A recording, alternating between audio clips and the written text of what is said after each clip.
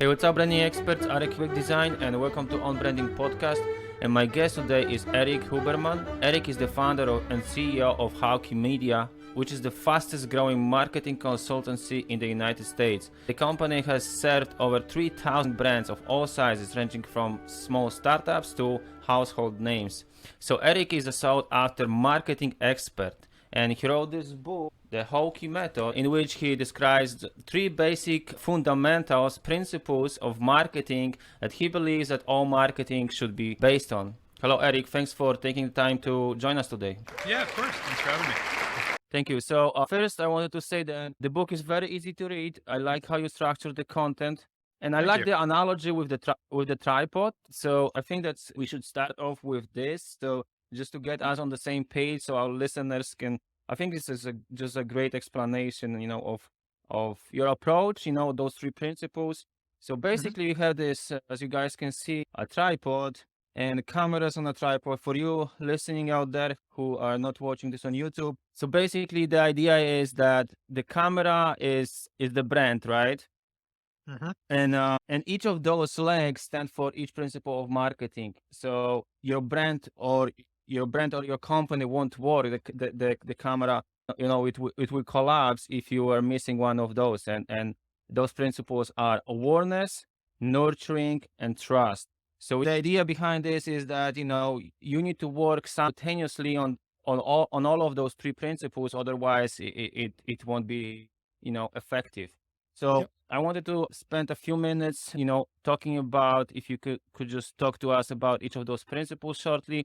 But before that, I just wanted to I wanted to get your definition of what is marketing, because there are so many definitions out there, and some people understand marketing as advertising, which is you're just running ads on social media, commercials on TV or YouTube, or sponsorships and things like that. But you argue that is much more than that, right? Yeah, I would say marketing encompasses all the things you do to engage the customer relationship from the time someone first experiences your brand, so if they're not a customer yet, through their entire life cycle with your company and post. So their entire experience and how you leverage that, the proactivity of that. But I wouldn't say it's just proactiveness. It's also the consequences of your actions. I'd say marketing is just as much what you do consistently that drives word of mouth, good and bad, as much as it is advertising or email marketing or all the other active things that you do. Right. So just some of my key takeaways. Marketing is a full experience you attach to a brand, right? And that may include things like product development, sales, customer service, public relations, company culture, and more things. So it's not just advertising. Okay, so let's just dive into to the first and talk about the first principle, which is awareness. So can you talk to us about awareness, and maybe you can give us some examples? Yeah. So awareness is basically everything you do to introduce your company to a new potential customer. So it's things like advertising or word of mouth, PR, just all the things that drive new people to become aware your product exists. And you have to keep building that awareness in order to fill that top of the funnel and drive new potential customers to your company. Because on the other end, you're always losing customers. Like by nature, people are moving on for other brands. They're changing lifestyles, locations, they're passing away. There's all sorts of things that happen to people that make it that they're not your customer anymore. And so in order to grow a business or even sustain a business, you have to be finding new ones always. So you have to be building that awareness. Right. So just making people aware of your brand, and it could be done through advertising, through PR, through word of mouth, through, sponsoring events and things like that. But you give us a lot of tips in the book actually about, how to go about, because advertising is bringing that awareness, right? That's what it is, advertising. So this is the most expensive part of marketing, right? So if we don't know what we are doing, or if we are not doing this correctly, and we are not tracking those things and how it works, and we are going to burn a lot of cash. And so can you speak to that? Can you give us some examples, what we should pay attention to? What No, are 100%. common mistakes that, Yeah. So a few mistakes. So first off, it's really about figuring out where the best place to reach your audience. Like the example I always use is Facebook versus Google, where Facebook is a great marketing channel. Facebook and Instagram together are great marketing channels because you're basically reaching a potential customer at a time when they're doing nothing productive. They're bored. That's why people are on Facebook. And so you can reach them at a time when they're bored and reach to the exact potential customer, meaning you can target socioeconomic and psychographic data, like get really detailed on the type of person you want to target at a time when you know they're bored, and you can use different images and different copy and test different advertisements to get really honed in on what's the exact copy and creative that'll attract your exact potential customer to your company at a time when they're bored. That's why Facebook's great. The problem with Facebook is timing. If it's a timing-based product that actually solves a problem that they have time associated, the example would be, I need a lawyer because I'm going through a lawsuit or something. Facebook, how do I, like, let's say it's a DUI attorney. What am I going to target on Facebook to find people that need a DUI attorney? Like people that like Jack Daniels and Mercedes. Like it doesn't, there's just not a way you can do that. And so that's where Google comes in, where Google, it's answering demand. It's, I need this. Do you have it? So if you have a product or service that can fulfill it, that's where Google can be very powerful. And as you build a brand and people start to look for your product and like your brand, Google also becomes a great value. So we always look at Facebook answers or creates new demand, Google answers existing demand. And that's one, those are two channels. And we can talk about like Twitter is really more used to look at people's specific tweets and communicate back and forth, which is why advertising on Twitter has never really been that powerful. YouTube, not a big fan of the pre-roll ads because you're basically interrupting what someone is trying to. But I do like working with creators on YouTube because if you can integrate into the content people are wanting to watch, that's where you can get good advertising. So again, and then you mentioned tracking.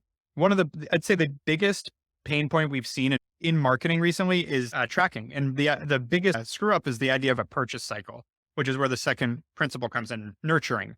Most consumers take time to buy, and it just takes time. There's no rushing it.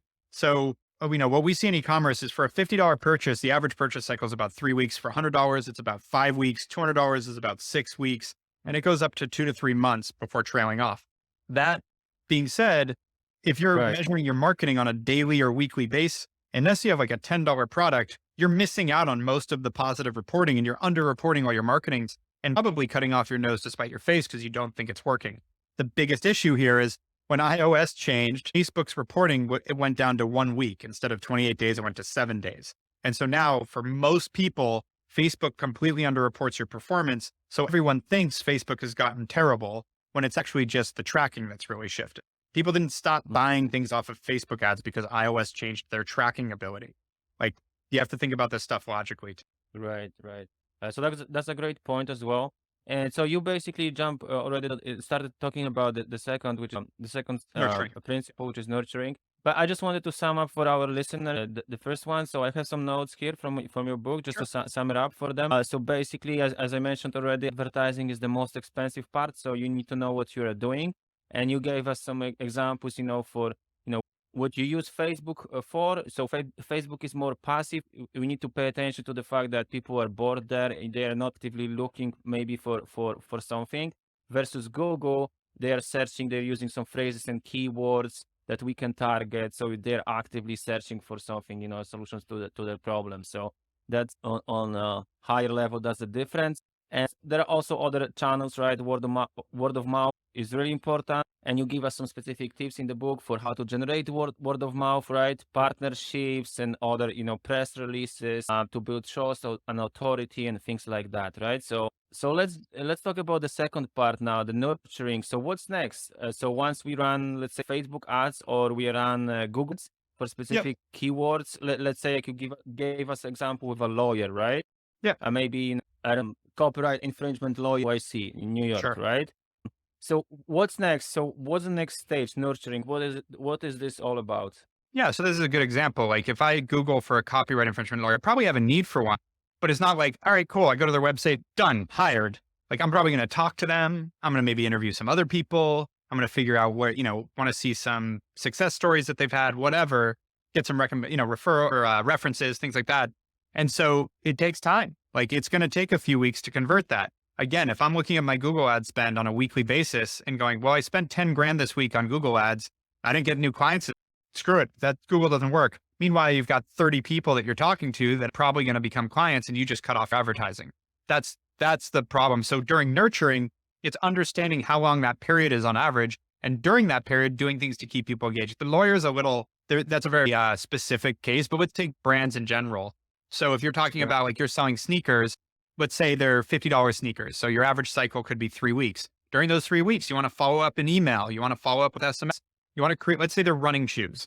You want to create content around being healthy and running and all these things that engage that person above and beyond a purchase decision so you can get them to the site more, engage them with the brand, build some trust too, which we'll talk about as well.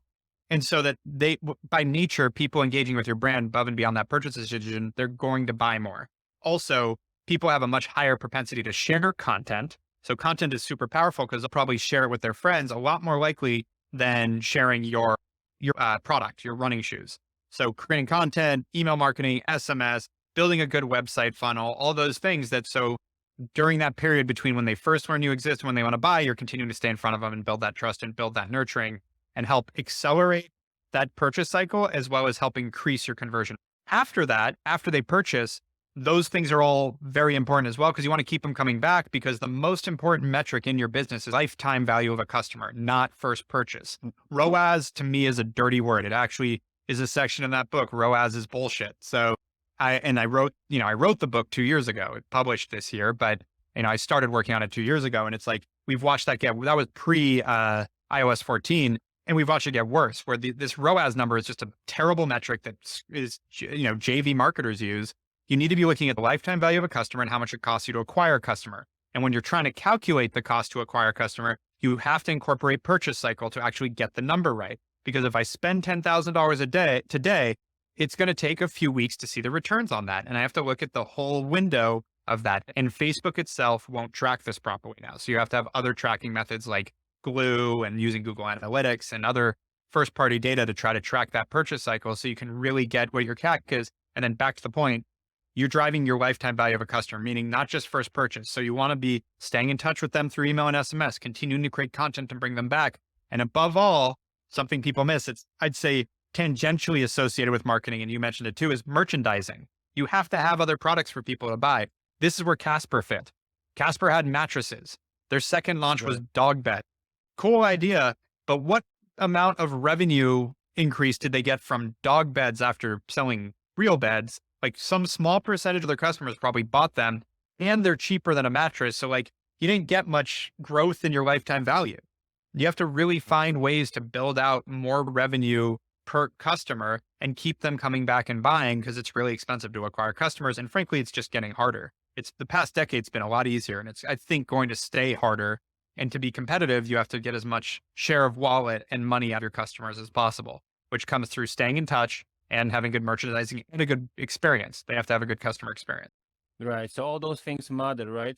So yeah. So just to sum, nurturing is about building that relationship with our clients, with our customers, right? So in the first phase, when we get their attention, maybe we have like a lead generator or something. We collect their email, and then we follow up with them or a phone number or whatever it is, right? That we follow up with them. We send them more information about the product. We can share some content, as you mentioned, right?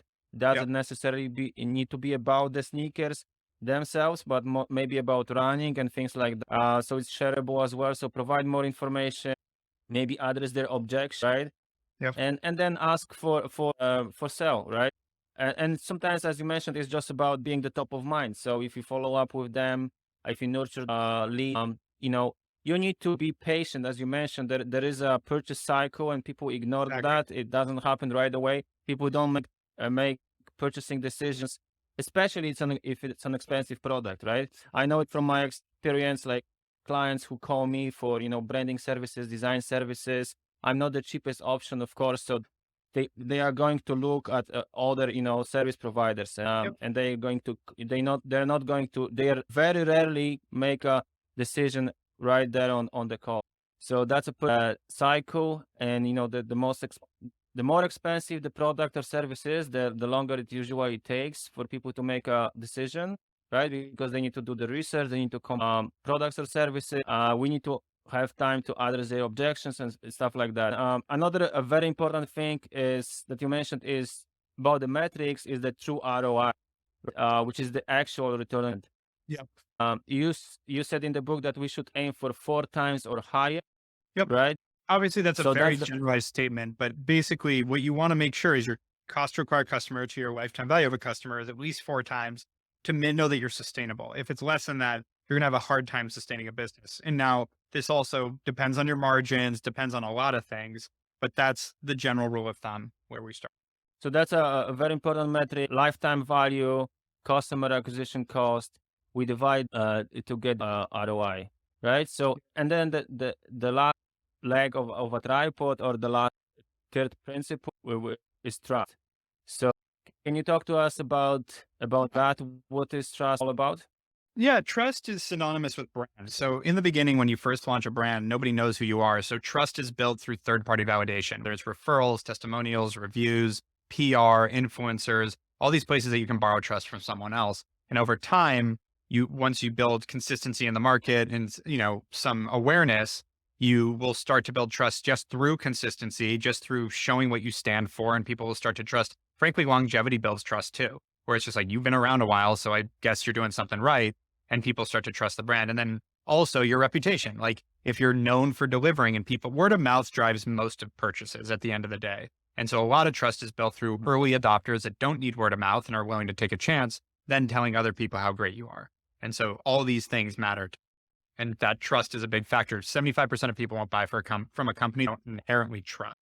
Yeah. And actually, this quote from you. So 75% of customers won't purchase from a brand they don't automatically trust. So they're gonna Yep. do the research and so on, right? So we need to build that trust. How to build that trust? We can borrow that trust from someone, from an influencer who can endorse us, right? Recommendation, testimonial, talk about our products and stuff. We can build trust ourselves by creating content. This is what I'm doing.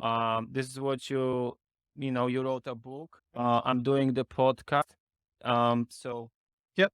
Well, it's a good that's example. an I mean, that's an well, example. like the book. Oh, wow. You read the book, which got me on your podcast. Now your listeners know about Hawk Media and the Hawk Method. Also, we send this to every client because then they know how we work. So there's a bridge the communication gap of like, this is what marketing is. So when you're wondering what the hell we're doing, here it is. We give it to every employee. So we all speak the same language, regardless of whether they're skilled in marketing. Now they know how we think about it.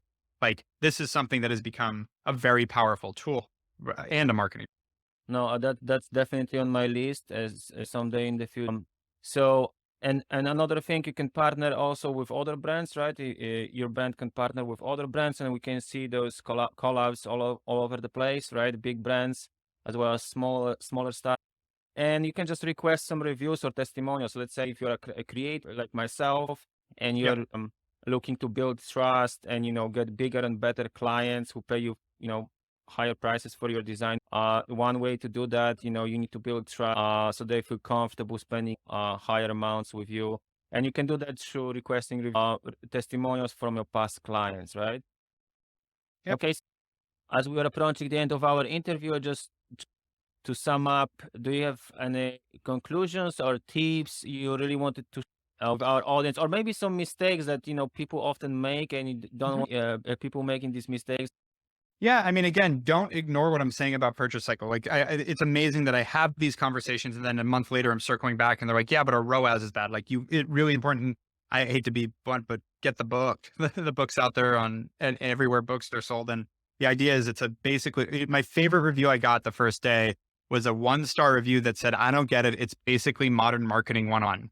Like, yep, that's exactly what it is. So that's the point. Is like if you want a great overview of how to manage your marketing, that was what I tried to put together here. And it was something that I spent a decade of work putting in a strategy that now we've scaled. We're actually closer to 4,000 brands now that we've scaled and grown and had a lot of success in the market. We've run our own business to 300 people in 8 years, bootstrapped, and built a $50 million venture fund, and a financing arm, and software companies, and all these other things that we built through this, all off this strategy. So that was the idea. And again, it's very simple, straightforward. The idea is it's supposed to be easy to digest. It's not, a textbook that you're going to, go into the weeds on how to pull levers on Facebook, but it's just like, this is how you should be thinking about review.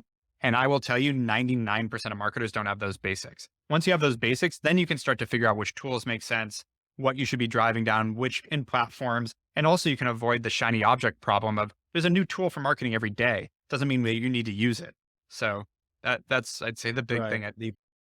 No, definitely. These are the fundamentals we all need to master before we even go into, the nitty-gritty of marketing and choosing the channel and things on. Okay, so we are going to link to your book, of course, but is there any other way you want people to reach out to you, maybe on social media? Yeah, Erik Huberman on any social channel. I'm pretty responsive, pretty on top of it. Okay, and your website is hockeymedia.com. Correct. Okay, thanks, Eric. Thanks for coming on the show. I appreciate that. Yeah, thank you for having me.